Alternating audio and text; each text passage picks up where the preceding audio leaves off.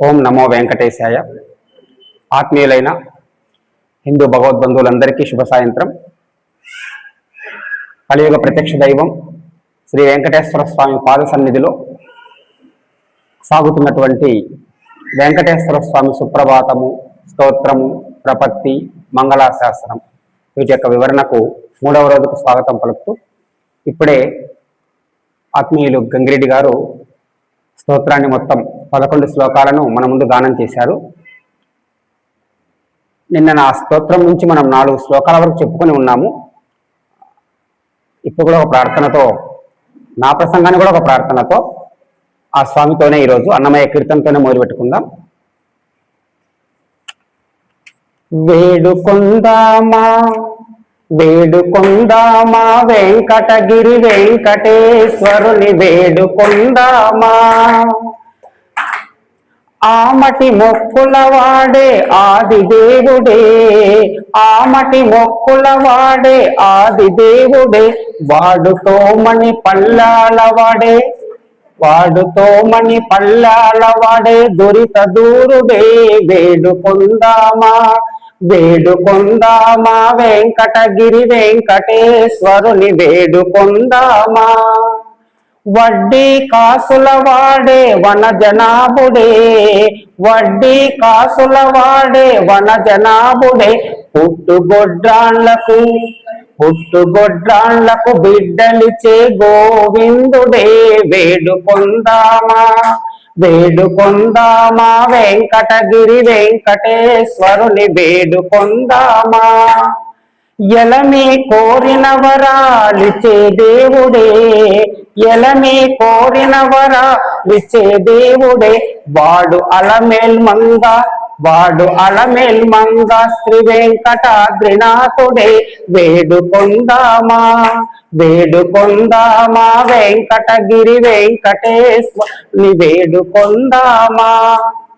ఇందులో ఆమటి మొక్కల వాడే ఆదిదేవుడే. ఇక్కడ ఆమటి అనే పదం డిక్షనరీలో వెతికాను కానీ దొరకలేదు. నేను చాలా కష్టపడినాను. ప్రత్యేకంగా అన్నమయ్య రచించినటువంటి కీర్తనల్లో ఆయన ఉపయోగించిన పదాల కోసం ఇందులో డిక్షనరీ ఉంది. దాన్ని అన్నమయ్య పదకోశము అంటాం. రవ్వ శ్రీహరి గారు దాన్ని రాశారు. ఒక్కొక్క పదానికి ఆ కాలంలో ఏమర్థం ఉందో దాన్ని ఏ కీర్తనలో ఉపయోగించాడో అని చెప్పుకుంటూ పోయాడు. అందులో చాలా పదాలు మనకు తెలియవు, ఇప్పుడు మనం వాడటం కూడా లేదు. అందులో ఆమటి అనే పదం చూశాను. రవ్వ శ్రీహరి గారు కూడా నాకు దానిలో కనిపించలేదు. కానీ ఆమటి అనేది ఆపద అనే దానికి మార్పు చెందిన రూపంగా చెప్పుకుంటున్నాం మనం. ఎందుకంటే ఆపద మొక్కల వాడు అని మనకు ఉన్నది. సో ఆమటి మొక్కల వాడు అంటే ఆపదలు కలిగినప్పుడు మమ్మల్ని కాపాడు స్వామి, ఈ ఆపద తొలగించు స్వామి అంటూ మొక్కుకునే దైవాలలో ప్రప్రథమ స్థానం వెంకటేశ్వర స్వామిది. మిగతా వాళ్ళందరికంటే కూడా ఏ దేవుడినైనా మొక్కోవచ్చు, కానీ ఎక్కువ మంది అలా క్యూ కట్టి నిలబడేది మాత్రం ఈయన ముందే. అంతవరకు బాగానే ఉంది. ఆమటి మొక్కల వాడు, వాడు తోమని పల్లాల వాడే. ఇదేంటి మరి తోమని పల్లాలేంటి? పళ్ళెము అంటే తెలిసిందే మనకు, మనం తినడానికి ఉపయోగించే ప్లేట్. తోమకుండా పెట్టుతారా పళ్ళాలు? ప్రతిరోజు మనం ఇక్కడైనా కావచ్చు, ఇంకో చోటైనా కావచ్చు, పరిశుభ్రంగా ఆ యొక్క రాగి ఇత్తడి పాత్రలన్నిటి కూడా పీతాంబరం వేస్తూ ఉంటాము, చింతపండు వేస్తూ ఉంటాము, మొత్తం శుభ్రం చేసుకుంటాం కదా. తోమని పల్లాల వాడు ఆయన కుమ్మరి భీముని ద్వారా లభించినటువంటిది. ప్రతిరోజు ఆయన పగిలిపోయిన కుండ పెంకులో పెరుగన్నాన్ని స్వామివారికి నైవేద్యంగా పెట్టాడు. కుండలు చేసుకునేటువంటి భీముడు అనేవాడు ఒకవైపు కుండలు చేస్తూనే చేతికి అంటిన మట్టిని పుష్పాలుగా తన చేత్తో అలా మలచి పక్కనే పెట్టుకున్న స్వామివారి విగ్రహం మీ పాదాల దగ్గర పడేటట్టుగా విసిరి వేసేవాడు. ఒకవైపు తన పని తాను చేసుకుంటూ, కుండల పని చేయటం తాను ఆపలేదు, అది చేయకపోతే తన కుటుంబం గడవదు. అలా పని చేసుకుంటూనే స్వామివారి నామాన్ని తలుచుకుంటూ చేతికి మట్టి అంటుకుంటుంది కదా, ఆ మట్టిని చిన్న చిన్న పుష్పాలుగా చేసి స్వామివారి పాదాల మీద వేస్తూ ఉండేవాడు. స్వామివారికి నైవేద్యం ఏం పెట్టేవాడంటే, తాను కుండలు చేసే వ్యక్తి కాబట్టి ఆ పచ్చి కుండలు పగిలిపోతాయి కొన్ని, ఆ పగిలిపోయిన కుండ పెంకులన్నీ అక్కడే ఉంటాయి. ఆ రోజు తయారు చేసిన పచ్చి కుండ, ఏదైనా పగిలిపోయిన కుండ ఉంటే ఆ కుండ యొక్క పెంకులో తన ఇంట్లో ఉన్న అన్నాన్ని పెరుగుతో కలిపి దద్దోజనం కాదు, అది మనం తిట్టుగా వాడుతున్నాం. దద్యోదనం, దది ఓదనం, ఓదనం అంటే అన్నం, దది అంటే పెరుగు. అలా పెరుగన్నాన్ని నైవేద్యంగా పెట్టేవాడు. ఈ రోజు పెట్టిన పెంకును మళ్ళీ ఇంకో రోజు పెట్టేవాడు కాదు, ప్రతిరోజు కొత్త. అందుకనే పళ్ళెము తోమకుండా పెట్టినటువంటి నైవేద్యాలు స్వీకరించే మహానుభావుడు. అలా వేసినటువంటి ఆ మట్టి పూలే ఆనంద నిలయంలో ఉన్న స్వామివారి పాదాల చెంతకు చేరుకున్నాయి. అదే ఆనంద నిలయంలో బంగారు పుష్పాలతో పూజ చేసే వాళ్ళు ఉన్నారు. ఇప్పటికీ బంగారు పుష్పాలతో చూస్తున్నాం మనం కూడా. అది కూడా ఒక సేవ. తొండమాన్ చక్రవర్తి తను బంగారు పూలతో పూజ చేద్దామని వెళ్ళేసరికి ఏదో మనం శ్రీకాళహస్తి మహాత్మ్యం చదువుకొని ఉంటాం. అలా నాగసర్పం వచ్చి పాతాళ లోకం నుంచి రత్నాలు, వజ్రాలు, విలువైన రాళ్ళు తీసుకుని వచ్చి శివలింగానికి పూజ చేయడానికి వెళ్ళబోతూ ఉంటే ఈ సాలెపుడుగు, తర్వాత ఏనుగు పుష్పాలు తెచ్చేసి చుట్టంతా గూడల్లి వాటి మధ్య వైరం కలిగి అవన్నీ మోక్షం పొందాయి. ఇలా జరిగేది ఇక్కడ. ఈయన బంగారు పూలు తీసుకొని పోయేసరికి ఈయన పెట్టిన బంగారు పూల పక్కకు జరిగి వాటి ప్లేస్ లో మట్టి పూలు ఉండేవి. ఆయనేం కోపగించుకోలే, బాధపడినాడు. నేను బంగారు పూలతో పూజ చేస్తుంటే ప్రత్యక్షంగా ఆనంద నిలయంలోకి వచ్చి పాదాల ముందు పెడితే కూడా ఈ పక్కకు జరుగుతున్నాయి, వేరే పుష్పాలు వస్తున్నాయి అంటే ఎవడో ఎక్కడో అత్యంత భక్తితో త్రికరణ శుద్ధిగా నాకంటే గొప్పగా పూజ చేస్తేనే కదా వచ్చేది, వాడెవడు ఎట్ట దొరికించుకోవాలని భటులను పంపి వెతికి చేసి దారు దొరికాడు. అలా కుమ్మరి దేవుని అనుగ్రహించినటువంటి వ్యక్తి. అందువల్ల తోమని పళ్ళాలు అన్నారు. అదొక విషయం చెప్దామనే ఉద్దేశమే. మిగతా అంతా తెలిసిందే.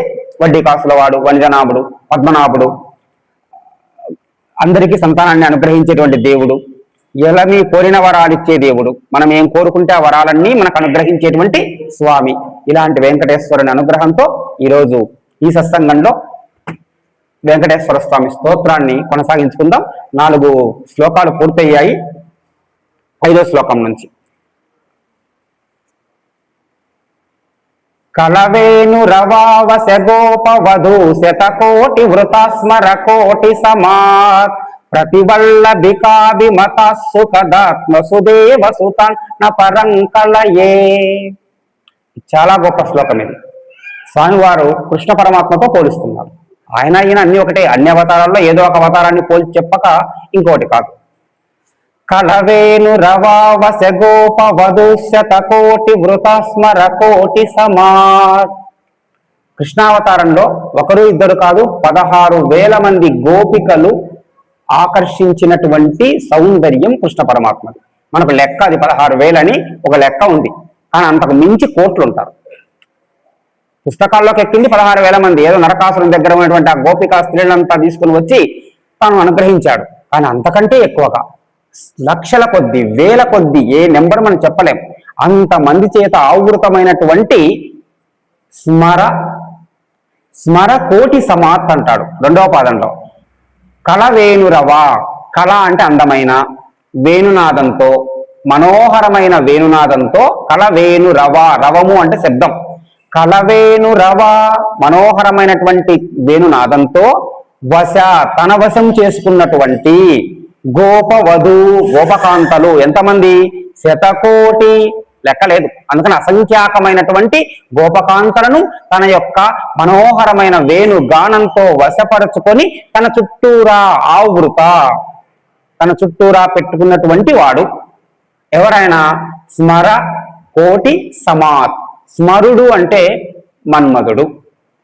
స్మరకోటి, ఇప్పుడే మనం వినాయకుని ప్రార్థన చెప్పేటప్పుడు వక్రతుండ మహాయక్కాయ సూర్యకోటి సమప్రభ అన్నాం. 1,000,000 మంది సూర్యుల యొక్క వెలుగులతో సమానమైన తేజము కలిగినటువంటి ఓ వినాయకుడా అన్నాం. ఇక్కడ స్మరకోటి సమాత్. కృష్ణ పరమాత్మ యొక్క అందం 1,000,000 మంది మన్మధులు ఒక్క చోట చేరిస్తే దానికి సమానమవుతుంది అన్నాడు. ఒక్క మన్మధుడే లోకాన్నంతా తన వైపు లాక్కుంటూ ఉంటే ఇంకా 1,000,000 మంది మన్మధుల సమాయుక్తమైనటువంటి సౌందర్యం కలిగినటువంటి ఆ కృష్ణ పరమాత్మ ఎంతమందినైనా తన చుట్టూ లాక్కోగలడు, చుట్టూ నిలుపుకోగలడు. అలా నిలుపుకున్నంత మాత్రాన ఆయన ఏమన్నా తక్కువ చేశాడంటే అది గొప్ప విషయం. ప్రతి ఒక్కరికి నాకు మాత్రమే సొంతం అనేలా బాగా చేశాడు. మళ్ళీ 16,000 మంది కావచ్చు, 16 కోట్ల మంది కావచ్చు, పక్కన పెడదాం. అది ఎంతమంది గోపికలా పక్కన పెడదాం. ఇప్పుడు మనమంతా గోపికలు ఎందుకు, మనమంతా 100 కోట్లు ఉన్నామో, ప్రపంచంలో ఆయన సేవించేవారు 200 కోట్లు ఉన్నారో, 300 కోట్ల మంది ఉన్నారో, ప్రతి ఒక్కరూ ఈయన నా సొంతమే, నా దేవుడు అంటాం తప్ప భక్తిలో మునిగిపోయినప్పుడు మనందరి దేవుడు అనే భావన రాదు. ఇప్పుడేమో మనందరి దేవుడు అంటాం. నిజంగా మనం ఆయన యొక్క అనుగ్రహాన్ని పొంది సాక్షాత్కారం పొందినప్పుడు ప్రపంచమంతా ఏది ఉండదు, కేవలం పరమాత్మ జీవాత్మ మాత్రమే ఉంటుంది. ఇది వెళ్ళి ఐక్యమైతే చాలు అనుకుంటాం. నాకొక్కడికే సొంతమయ్యాడు అన్నట్లుగా అనుగ్రహిస్తాడు కృష్ణ పరమాత్మ కూడా. కలవేణు రవావస గోప వధు శతకోటి స్మర వృతాస్మర కోటి సమాత్. మన్మధుని యొక్క 1,000,000 మంది మన్మధులు కలిస్తే వచ్చే సౌందర్యంతో ఉన్న కృష్ణ పరమాత్మ తన యొక్క మనోహరమైనటువంటి వేణుగాన రవము చేత గోప స్త్రీలందరినీ కూడా లక్షలాదిగా తన చుట్టూ పెట్టుకున్నాడు. ప్రతివల్లభి కాభి మతస్సు కదా. ప్రతివల్లభి ప్రతి ఒక్క గోపకాంతికం, అభిమత కోరికలను, సుఖదాత్ తీర్చేవాడు. ప్రతి ఒక్క గోపకాంతకు తన కోరికలన్నీ తీరుస్తూ సుఖాలన్నీ ఇచ్చే విధంగా ఉన్నటువంటి వసుదేవ సుతాన్న పరంకలయే. ఓ వసుదేవుని యొక్క కుమారుడైన కృష్ణ పరమాత్మ, నా పరం కలయే. పరం అంటే వేరే, వేరే. కలయే సేవించను, స్మరించను, కొలవను. నా కలయే నేను సేవించను అంటే నిన్ను తప్ప ఇంకెవ్వరినీ కూడా నేను సేవించే అవకాశం లేదు, స్మరించే అవకాశం లేదు. నిన్ను మాత్రమే పూజిస్తాను. నీ యొక్క వేణుగానంతో వేలాది గోప స్త్రీలను నీ చుట్టూ నిలుపుకొని 1,000,000 మన్మధుల సౌందర్య రూపంతో ప్రకాశిస్తూ వారందరికీ కూడా కోరికలు నెరవేరుస్తూ సుఖాలను అనుగ్రహించేటువంటి ఓ వసుదేవసుతులైనటువంటి కృష్ణ పరమాత్మ, నిన్ను తప్ప ఇంకొకరిని నేను సేవించను అంటూ వెంకటేశ్వర స్వామిని కృష్ణునిగా భావిస్తూ చెప్పినటువంటి శ్లోకం. తర్వాత శ్లోకంలో రామునిగా భావిస్తారు. అది ఏదో ఒక అవతారాన్ని. అభిరామ గుణాకర దాశరథే జగదేక ధనుర్ధర ధీరమతే రఘునాయక రామ రమేశ విభో వరదో భవదేవ దయా జలదే. చాలా అలా సాగిపోతుంది. దీన్ని తోటక వృత్తం అంటాం. తోటక వృత్తము అంటాం దీన్ని. అంటే అన్ని యగనాలు ఉంటాయి. యగనము అంటే 2 లఘువులో గురువు అని, అంటే ముందు 2 చిన్న అక్షరాలు ఒక పెద్ద అక్షరం, 2 చిన్న అక్షరాలు ఒక పెద్ద అక్షరం. అందుకనే అభిరా దీర్ఘం వచ్చేసి ఉంటుంది, మా గుణ మన దీర్ఘం వచ్చి ఉంటుంది. అంటే 2 అక్షరాలు చిన్న వచ్చి ఒక అక్షరం దీర్ఘం వస్తే పాడుకోవటానికి లయ అలా ఉంటుంది. తోటకము అని శంకరాచార్యుల వారి దానిలో తోటకాష్టకం అని కూడా ఉంది. 8 శ్లోకాలతో గురువు యొక్క గొప్పదనాన్ని చెప్పేటువంటి శ్లోక పరంపర ఉంది అక్కడ. అభిరామ గుణాకర దాశరథే. అభిరామ గుణాకరుడు దాశరథే, దశరథుని కుమారుడైన ఓ శ్రీరామచంద్ర. అభిరామ గుణాకర. అభిరామము అంటే అత్యంత మనోహరమైనటువంటి గుణములకు ఆకరము. ఆకరము అంటే నిలయము. జలాకరము జలములకు నిలయము. పద్మాకరము పద్మములకు నిలయము. అట్లా గుణాకరము గుణములకు నిలయము. ఎలాంటి గుణములు? అభిరామ గుణాకర, మనోహరమైనటువంటి గుణములకు నిలయమైనటువంటి దశరథ కుమారుడైన ఓ శ్రీరామ. జగదేక ధనుర్ధర ధీరమతే. నువ్వు ఎలాంటి వాడివి? ధీరత్వాన్ని నిండిన వాడివి. ధీరమతి, ధీరత్వము కలిగి ఉన్నవాడు. జగదేక ధనుర్ధరుడు, జగత్ ఏక ధనుర్ధరుడు. ఈ ప్రపంచంలోకెల్లా అత్యంత గొప్పదైన ధనుస్సును ధరించిన వాడనే అర్థం ఒకటి. ధనుస్సును ధరించిన వాడిలో అత్యంత గొప్పవాడు అని. ధనుస్సును చాలా మంది ధరించవచ్చు, బాణాలు చాలా మంది వేయవచ్చు. కానీ అందరి బాణాలు రాముని బాణాల మాదిరిగా లక్ష్యాన్ని చేరుకుంటాయని లేదు. రాముని బాణం ఎప్పుడు గురి తప్పదు. అందుకని ఆయన ఒకటే మాట, ఒకటే భార్య, ఒకటే బాణం అంటూ ఊరికే రాలేదు. మిగతా వాళ్ళకు బాణాలు వృధా అవుతాయేమో, కానీ రామునికి కావు. ఒక్కసారి ప్రయోగించిన బాణం గురి తప్పదు, ఖచ్చితంగా తన లక్ష్యాన్ని ఛేదిస్తుంది. అలా లోకంలోకల్లా అత్యంత గొప్పవాడివైనటువంటి ధనుర్ధరుడైనటువంటి ధీరత్వం కలిగి ఉన్నటువంటి రామచంద్ర. రఘునాయక రామ రమేశ విభో. రఘువంశానికి చెందినటువంటి ఓ ప్రభు, రాముని యొక్క వంశీకులలో పూర్వం రఘువు జన్మించాడు. ఇక్ష్వాకు ఉన్నాడు, మనువు ఉన్నాడు, సగరుడు ఉన్నాడు. ఒక వంశం ఆయన సూర్యవంశం. రామచంద్రమూర్తి సూర్యవంశం, అంటే వాళ్ళ మూల పురుషుడు సూర్యుడు. ఆయన సూర్యవంశము, ఇనవంశము ఏదో పిలవచ్చు. కానీ ఆ వంశంలో ఎవడో ఒకడు గొప్పవాడు పుట్టినప్పుడు వంశం యొక్క పేరే మారిపోతుంది. రాముని వల్ల మారలేదు. చూడండి, రాముని కంటే గొప్పగా పరిపాలించినటువంటి ఒక మహానుభావుడు రఘుమహారాజు ఉన్నాడు. రఘుమహారాజు వల్ల దానికి రఘువంశము అని వచ్చింది. అంతకంటే పూర్వం ఇక్ష్వాకు అనేటువంటి వాడు ఉన్నాడు. కొంతకాలం ఇక్ష్వాకు వంశము అని ఆ పేరు అలా స్థిరపడిపోయింది. కాబట్టి ఏదైనా ఒక వంశంలో ఎవరో ఒకరి వల్ల సమస్త వంశము తరిస్తుంది. ఒక అన్నమయ్య వల్ల తాళ్లపాక వంశమంతా తరించింది. అందరూ గొప్ప పుణ్యాత్ములే కావాలని లేదు, ఒక్కడు వచ్చినా చాలు. అలాంటి వాళ్ళు రఘు మహారాజు ఒకడు. ఆ రఘువంశంలో జన్మించిన ఓ మహాప్రభు రామ రమేశ విభో. రమేశ, రమ అంటే లక్ష్మీదేవి, సాక్షాత్ ఇక్కడ సీతమ్మ తల్లి. సీతా విభుడైనటువంటి ఓ శ్రీరామచంద్ర, రమేశ సీతానాయక, విభో అంటే ప్రభువా, నాథుడా, పతి, అధిపతి, మహారాజా, ఏమైనా పిలవచ్చు. ఓ విభో వరదో భవదేవ దయా జలదే. దయా జలదే, జలది అంటే సముద్రం, దయకు సముద్రమైనటువంటి ఓ శ్రీరామచంద్ర దేవ వరదో భవ.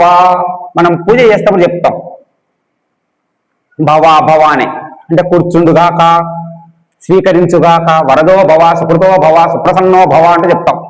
ఇక్కడ వరదో భవ, నాకు వరములు ఇమ్ము, నాకు వరములు ఇచ్చేవాడివిగా కమ్ము. నువ్వు ఇంకా ఇవ్వలేదేమో స్వామి ఇంతవరకు, ఇప్పుడు ఇవ్వు. శ్రీరామచంద్ర, నువ్వు ఇలాంటి గుణాలతో ఉన్నావు, రామస్వరూపంగా ఉన్నవో వెంకటేశ్వర, నాకు వరాలని ఇమ్ము. అదే శ్రీరాముణ్ణి ఇంకో రకంగా చెప్తున్నాడు. అవనీత నయాకమణీయకరం రజనీకర చారు ముఖాంబురుహం రజనీచర రాజతమోమిహిరం మహనీయ మహం రఘురామమయే. నేను శ్రీరామచంద్రుడిని శరణు వేడుతున్నాను. ఎలాంటి శ్రీరామచంద్రుడు? ఎలాంటి చేతులున్నవాడు? ఆజానుబాహుడు అని పేరు శ్రీరామునికి. మోకాళ్ళ వరకు చేతులుంటాయి. ఆ జానుబాహుడు, జానువులు అంటే మోకాళ్ళు, ఆ జానువులు అంటే మోకాళ్ళ వరకు వ్యాపించినటువంటి అంత పొడవైనటువంటి చేతులున్నవాడు అని. అలాంటి లక్షణాలు ఉన్న వాళ్ళు లోకాన్ని ఏలే తత్వాన్ని కలిగి ఉంటారట. మనకు సుందరకాండలో వస్తాయి అవి. హనుమంతుడు రామచంద్రమూర్తి యొక్క సాముద్రిక స్వరూపాన్ని సీతమ్మకు చెప్తాడు. నువ్వు రాముడు ఎలా ఉన్నావో ముందు నమ్మదు కదా. వచ్చినది రావణాసురుడేనేమో, మళ్ళీ మోసం చేయడానికి నా దగ్గరికి వచ్చాడేమో, ఈ చిన్న కోతి రూపంలో వచ్చాడేమో అనుకుంటుంది. నేను నిన్ను నమ్మను అనుకొని మనసులో అనుకొని, నువ్వు రాముడిని ఎప్పుడు చూసావు, ఎట్లా మాట్లాడతాడు, ఎట్లా ఉంటాడో. ఎందుకంటే రాముని గురించి కౌసల్య తర్వాత సీతమ్మకు తెలిసినంత ఇంకెవరికి తెలియదు. ఆమె కన్న తల్లి చిన్నప్పటి నుంచి తెలిసి ఉంటుంది. వివాహమైన తర్వాత సమస్తము తెలుసుకున్న సీతమ్మ మాత్రమే. ఇప్పుడు నీకెలా తెలుసు అంటే, సీతమ్మ కంటే ఎక్కువ తెలుసునని చెప్తాడు ఆంజనేయుడు. నిజంగా ఆమె కూడా చూసిందో లేదో. ఆయన భుజాలు సమానంగా ఉన్నాయా, కళ్ళెట్లున్నాయి, చెవులెట్లున్నాయి, ఒకటి కాదు, ఆపాద మస్తకం, శరీరంలో ఎక్కడెక్కడ మచ్చలు, గుర్తులు, ఓ అద్భుతమైన సాముద్రిక జ్యోతిష్ శాస్త్ర పరిజ్ఞానాన్ని అంతా చెప్తాడు. అమ్మ ఈ సైజులో చేతులు ఉన్నాయి, ఈ సైజులో వేళ్ళు ఉన్నాయి, గోళ్ళు ఉన్నాయి, ఇలా చెప్పుకుంటూ వచ్చి ఇంత గొప్ప పురుషోత్తమ లక్షణాలతో ఉన్నవాడు శ్రీరామచంద్రుడు. అంతా ఇలాగే ఉంటాడు. లక్ష్మణుడు కేవలం కలర్ డిఫరెన్స్ అని చెప్పేస్తాడు, అంతే. ఇంకా అక్కడ రాముడు నల్లగా ఉంటాడు, ఈయన బంగారు రంగులో.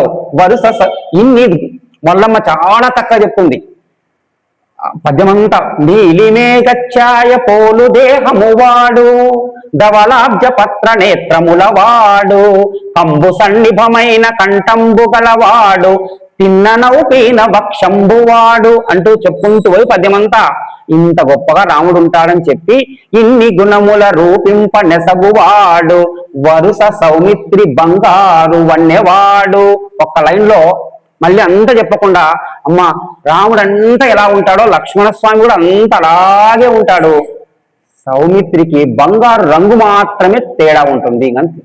ఇది కవయిత్రి మొల్లమ్మ చూపించినటువంటిది. ఇలా రామచంద్రమూర్తి యొక్క స్వరూపంలో ఆజానుబాహుడు అని ఉంది.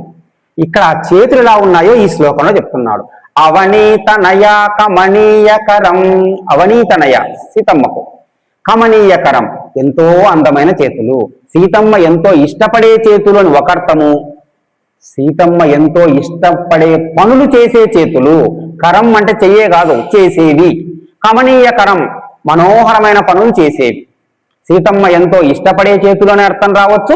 సీతమ్మకు ఎంతో ఇష్టమైన పనులు చేసే చేతులు కలిగిన వాడా. ఇంకా రజనీకర చారు ముఖాంబురుహం. ఈ చారు మొదటి రోజే వచ్చింది. అందమైన చారు అంటే రజనీకర, రజనీకరుడు, కరుడు అంటే చేస్తాడు అని. సుఖకరుడు సుఖాన్నిస్తాడు, ప్రియకరుడు ప్రియాన్నిస్తాడు, దివాకరుడు పగలునిస్తాడు, రజనీకరుడు చీకటినిస్తాడు, రాత్రినిస్తాడు. చంద్రుడు పగటినిచ్చేవాడు సూర్యుడైతే రాత్రినిచ్చేవాడు చంద్రుడు. రజనీకర చందమామ లాంటి, చారు అందమైన, ముఖాంబురుహం ముఖ అంబురుహం ముఖ పద్మము ముఖ కమలము కలిగిన వాడా, చందమామ లాంటి అందమైన ముఖ పద్మాన్ని కలిగినటువంటి శ్రీరామచంద్ర, సీతమ్మ కోరుకునే పనులన్నీ చేసేటువంటి, సీతమ్మకు ఇష్టమైన పనులన్నీ చేసేటువంటి శ్రీరామచంద్ర. రజనీచర రాజ తమో మిహిరం, రజనీచర రాజ తమ మిహిరం. రజనీచరులు, రజనీ అంటే రాత్రి అని చెప్పుకున్నాం, కర అంటే ఇస్తాడు, చెర అంటే తిరుగుతారు. రజనీచరులు రాత్రిపూట తిరిగేవారు. ఒకప్పుడు వారికి రాక్షసులు అని పేరు డిక్షనరీలో, ఇప్పుడు మనం కూడా అదే జాతికి చేరుకున్నాం. రాత్రి 2 గంటలైన రోడ్ల మీద తిరుగుతుంటాం, 1 గంట అయినా తిరుగుతాం, 3 గంటలైనా తిరుగుతాం, రాత్రి పగలు తేడా లేకుండా తింటాం తిరుగుతాం. మరి మనం ఆ జాతికి చేరినట్ల మనమే ఊహించుకోవాలి. ఇంత సమయానికి పండుకోవాలి, ఇంత బ్రహ్మముహూర్తంలో లేవాలి అని మనకు నిర్ణయిస్తే మామూలు తినడం ఎందుకు, ఫంక్షన్లు కూడా రాత్రే పెట్టేద్దాం. 11, 12, 1 గంటప్పుడు 2 గంటలప్పుడు భోజనాలు పూర్తయి, ఫోటో సెషన్ పూర్తయ్యే లోపల ఇంకా వెంటనే మళ్ళీ పొద్దున ముహూర్తం స్టార్ట్ అయింది.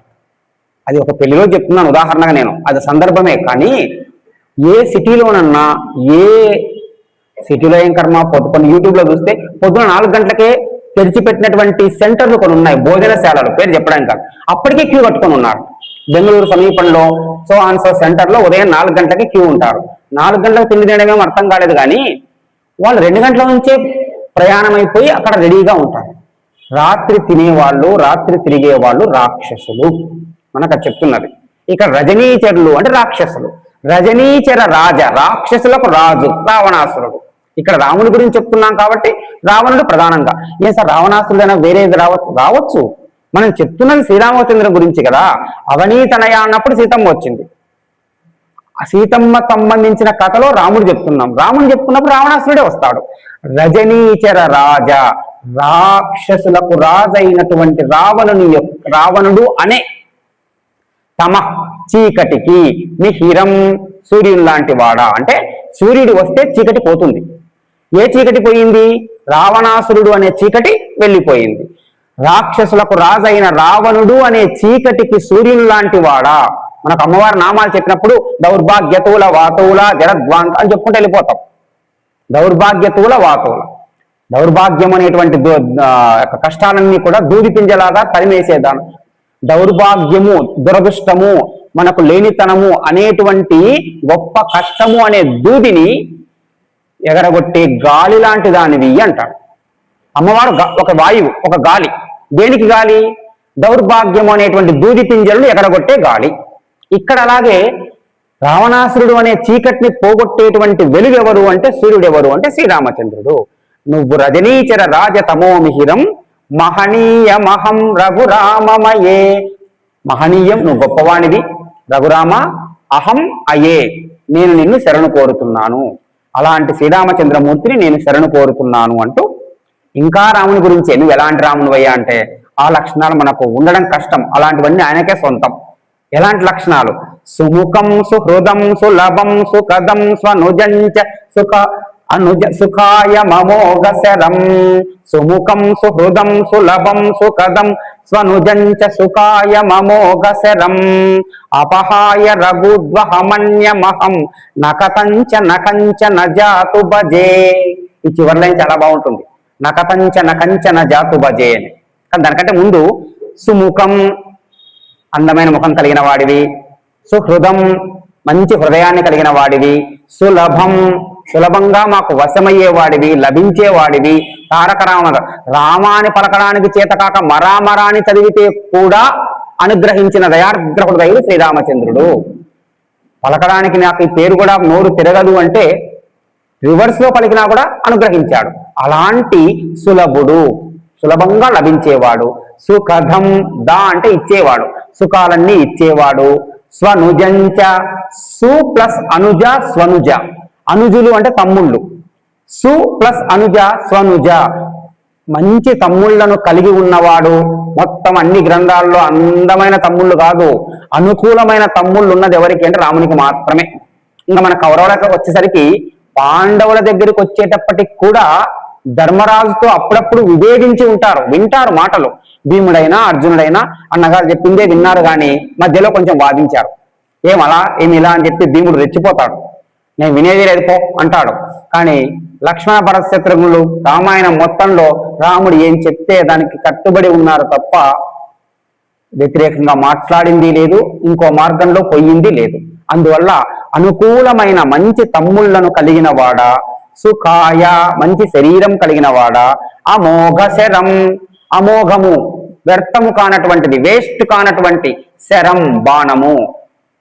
నీ ఒక్కసారి బాణం ప్రయోగిస్తే ఇంకా వృధా కావడం అనే ప్రశ్నే లేదు. అలాంటి రామచంద్ర అపహాయ రఘుద్వహమన్యమహం, రఘుద్వహము రఘువంశంలో జన్మించినటువంటి ఓ శ్రీరామచంద్ర, అపహాయ నిన్ను విడిచి, నేను నిన్ను విడిచిపెట్టి, అన్యం అహం ఇంకా నేను వేరే దానిని ఎప్పుడూ కూడా కంచన నా కంచన, కంచన అంటే వేరే వాళ్ళు, నా కంచన ఎవ్వరినీ కూడా, కథంచ ఎట్లయినా కూడా, నా జాతు ఎప్పుడూ కూడా, భజే స్మరించను. నా కంచన కథంన నా జాతు భజే అవన్నీ కలిపేస్తే నకతంచ నకంచ నజాతు భజే, నేను నీవు తప్ప నిన్ను వదిలిపెట్టి ఇంకా వేరే దైవాన్ని ఎవ్వరినీ కూడా ఎట్లయినా కూడా ఎప్పుడూ కూడా భజించను. అంటే త్రికరణ శుద్ధిగా సర్వకాల సర్వావస్థల యందు నిన్ను మాత్రమే స్మరిస్తాను, సేవిస్తాను, కొలుస్తాను, పూజిస్తాను అని. అలా రామావతారంలో ఉన్నటువంటి విశేషాన్ని చెబుతూ ఇంకా స్వామివారితో చెప్పినటువంటి స్తోత్రం 8 శ్లోకాలు ఇప్పటికీ అన్నన్ గారు చెప్పిన శ్లోకాలు పూర్తయినాయి. ఇందులో ఇంకా చివరి 3 ఉన్నాయి, అవి చెప్పుకున్నాం మీకు. మనకు వరాహ వెంకటాచల మహాత్మ్యంలో తీసుకున్నారు అని, ఇది బాగా మనందరికీ తెలిసిన శ్లోకం. వినా వెంకటేశం ననాతో ననాత సదా వెంకటేశం స్మరామి స్మరామి, హరే వెంకటేశ ప్రసీద ప్రసీద, ప్రియం వెంకటేశ ప్రయచ్చ ప్రయచ్చ. ఒకసారి చెప్తే అర్థం కాదేమో 2 సార్లు చెప్తున్నాం స్వామికి కూడా మనం. ఎక్కడ వినపడుతుందో వినపడదు, రణగుణద్వంద్వ అంతమందిలో మన పిలుపు వినిపిస్తుందో వినిపించదో అని ముందుగానే వినా అంటే అది లేదు అని. వినా వెంకటేశో ననాత ననాత, మనకు వెంకటేశ్వర స్వామి కంటే కూడా గొప్ప దైవము, గొప్ప నాథుడు, గొప్ప దిక్కు లేదు. వినా ఆయన తప్ప ఇంకో దైవం లేదు. సదా వెంకటేశం స్మరామి స్మరామి, ఎల్లప్పుడూ వెంకటేశ్వరుణ్ణే స్మరిస్తాను స్మరిస్తాను స్మరిస్తాను 2 సార్లు చెప్పారు. హరే వెంకటేశ ప్రసీద ప్రసీద, ప్రియం వెంకటేశ ప్రయచ్చ ప్రయచ్చ. ప్రసీద అంటే అనుగ్రహించు అనుగ్రహించు, స్వామి వెంకటేశ్వర స్వామి నన్ను అనుగ్రహించు అనుగ్రహించు.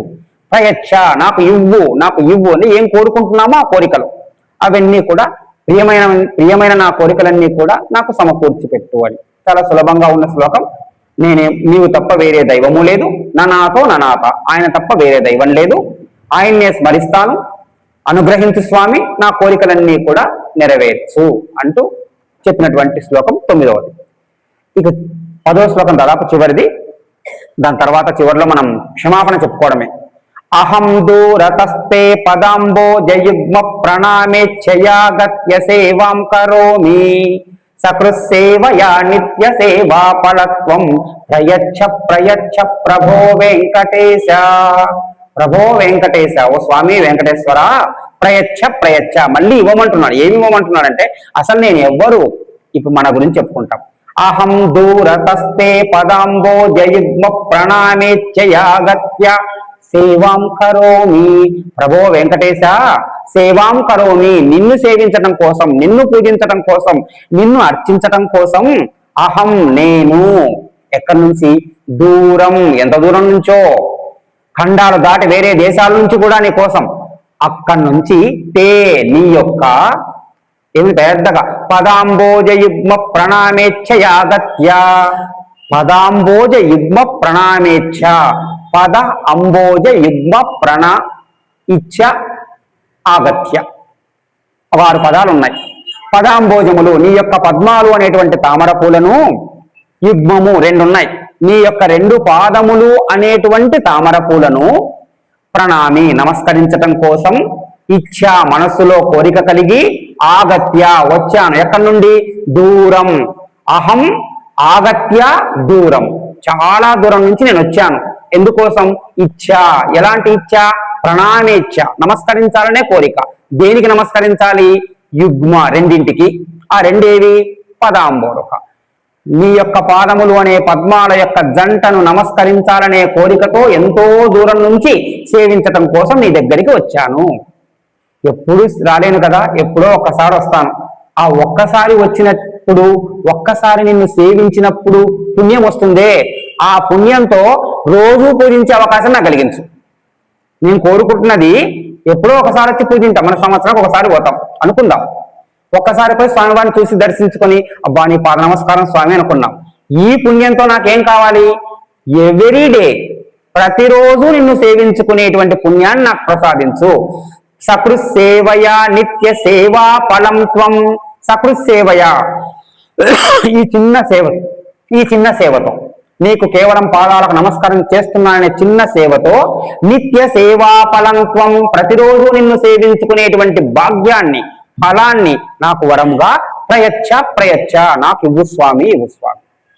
మనం గోరంత సేవ చేసి కొండంత వరాన్ని కోరుకుంటాం. ఆయన కూడా అలాంటి వాడే. కొండంత దేవునికి గోరంత పత్రి అని ఇంకో మాట. అలాగే లొంగిపోయాడు కదా. 3 తులసీ దళాలతో లొంగిపోయినటువంటి, భక్తితో సమర్పించిన 3 తులసీ దళాలతో లొంగిపోయినటువంటి కృష్ణ పరమాత్మ మనం ఒక్కరోజు పూజ చేస్తే సంవత్సరమంతా పూజ చేసిన ఫలితాన్ని ఇస్తాడు, ఇవ్వాలనే కోరుకుంటున్నాం. సో మనం దాన్ని బేస్ చేసుకునేనేమో నాకు కార్తీక మాసంలో అలా చేస్తామని పిస్తూ ఉంది. 365 ఒత్తులు పెట్టేసి వెరీ గుడ్, 365 రోజులు సంబంధించిన పుణ్యఫలం అంతా 365 గుర్తిగా పెట్టేసి వెలిగించేస్తున్నామని సంతోషం అమ్మ, తప్పేం కాదు. కానీ అవకాశం ఉంటే రోజు వెలిగించవచ్చు కదా. దేవాలయంలో వెలిగించే అవకాశం ఉండకపోవచ్చు, ఎందుకంటే మనం ప్రతిరోజు ఉదయ స్నానాలు చేయలేకపోవచ్చు, రాలేకపోవచ్చు. ఇంట్లో వెలిగించుకోమని హిందూ ధర్మం చెప్తుంది. ఇంట్లో దీపారాధన, జ్యోతిస్వరూపుడు భగవంతుడు, జ్యోతిస్వరూపుడు, ఆయనకు రూపం లేదు అని మన ధర్మం చెబుతూ ఉంది. లోకంబులు లోకేశులు తెగిన తుది అలోకంబగు పెంజీ కటికవ్వల ఎవ్వడు ఏకాకృతి వెలుంగు అతని నే సేవింతున్. ఈ లోకాలన్నీ దాటుకుంటూ వెళ్ళిపోతే అనంతమైన విశ్వంలో చిట్ట చివర చీకటంతా ఆవరించి ఉన్న విశ్వంలో అలా చిట్ట చివరికి వెళ్ళిపోతే ఎవడైతే ఒక జ్యోతిస్వరూపంలో ప్రకాశిస్తూ ఉంటాడో ఆ పరమాత్మ, ఆ పరబ్రహ్మం నేను కోరుకుంటున్నాను, సేవిస్తున్నాను అని గజేంద్ర మోక్షణంలో చెప్పినటువంటి పద్యం అది. ఎవ్వని చే జనించు దాని తర్వాత చెప్పిన పద్యం. సో అలాంటి జ్యోతిస్వరూపాన్ని మనం ప్రతిరోజు చూసుకుందాం. ఇంట్లో పటం ముందు ఒక ఒత్తిని అలా పెట్టి వెలిగించడమే కదా. మళ్ళీ 1, 2, 3 ఆద్యం త్రివర్తి సంయుక్తం, అదొకటే దాని మనకు 3 ఒత్తులేసి వెలిగించడం అనేది శాస్త్రం చెప్పింది. 1 వేస్తే లాభమా, 2 వేస్తే లాభమా, 2 దీపాలు ఉండాలా, దీపాలు మన వైపు చూడాలా, దేవుని వైపు చూడాలా, ఎవరి వైపు చూస్తేమో మనం దీపం వైపు చూస్తే చాలు. నా ఉద్దేశం అయితే అది. అంటే నేను ఏ శాస్త్రాన్ని విమర్శించను, మనం దీపాన్ని చూద్దాం. దీపం వెలుగు ఆ చిన్న మన దేవుని గూడో లేక మనం కట్టించుకున్న దేవుని రూమో వెలుగుని ఎలా ఇచ్చిందో అంతవరకు ఉన్న దేవతా మూర్తుల యొక్క చిత్రాలు దేదీప్యమానంగా వెలిగిపోతాయో ఆ వెలుగు బయటికి మాత్రం కాదు, లోపల ప్రసరించి మనలో జ్ఞాన చైతన్యాన్ని కలిగిస్తే, భక్తి చైతన్యాన్ని కలిగిస్తే అది సార్థక్యం. సో ఆ దీపాన్ని వెలిగించమనే కార్తీక మాసం చెబుతుంది. సరే, మనం సంవత్సరానికంతా పుణ్యం పొందాం. ఇక్కడ పొందినప్పుడు అక్కడ పొందకపోవడం నష్టమేం లేదు. ఇక్కడ మనం ఊరుకున్నాం కదా వెంకటేశ్వరుణ్ణి, స్వామి నేను ఒక్కరోజు నీకు వచ్చి పూజ చేసినా దాని ఫలితంగా నాకు సంవత్సరం అంతా నిత్యము పూజ చేసే ఫలితాన్ని ఇవ్వు స్వామి అన్నాడు. నువ్వు ఎన్ని చేసినాక లాస్ట్ ఒక నమస్కారం పెట్టుకుంటాం. తప్పులు చాలా చేసింటా స్వామి క్షమించు, ఇదే కదా. అజ్ఞానినా మయా దోషాన శేషాన్ విహితాన్ హరే క్షమస్సత్వం శేషశైల శిఖామణే. శేషశైల శిఖామణే, ఓ శేషాచలానికి అపురూపమైనటువంటి మణిలా భాషిస్తున్నటువంటి ఓ స్వామి నన్ను క్షమించు. ఎందుకని? అజ్ఞానినా మయా దోషాన్, అజ్ఞానంతో నేను ఎన్నో దోషాలను విహితాన్ చేసి ఉంటాను. నా జీవితంలో ఎన్నో తప్పులు చేసి ఉంటాను. అది పూజలో కావచ్చు, జీవితంలో కూడా కావచ్చు. వాటన్నిటిని తెలియక చేసినా, కొన్ని తెలిసి కూడా చేసి ఉంటాం. వాటన్నిటినీ కూడా నీవు కరుణాసముద్రుడి కాబట్టి దయతో క్షమించు అంటూ స్వామివారి వైభవాన్ని చెప్పుకోవటం. దీంతో మనకు వెంకటేశ్వర స్వామి స్తోత్రం పూర్తవుతుంది. దీని తర్వాత